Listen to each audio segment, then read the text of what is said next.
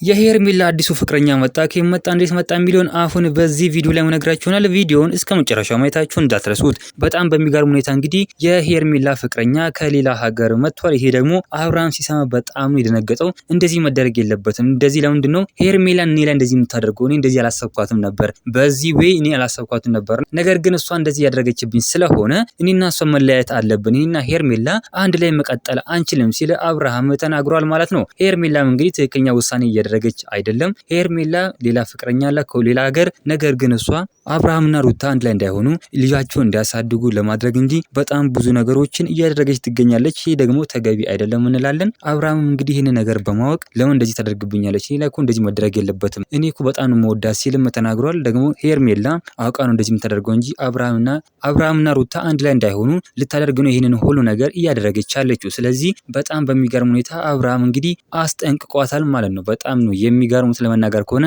ሄርሜላ እንደዚህ ማድረግ አልነበረባትም እንላለን። ይሄ ደግሞ ተገቢም አይደለም። እንደዚህም ይሄ ነገር ትክክለኛ ውሳኔም አይደለም እንላለን። እናንተ ምን ትላላችሁ? ሀሳብ አስተያየታችሁን ኮሜንት ላይ ማስቀመጥ እንዳረሱ፣ ቪዲዮ ላይክ፣ ቻናሉ ሰብስክራይብ ማድረግ እንዳረሱ። በሌላ ቪዲዮ እስከምንገናኝ በያላችሁበት የዓለም ዳርቻ ሰላማችሁ ብዝት ይበለልኝ። ደህና ሁኑልኝ።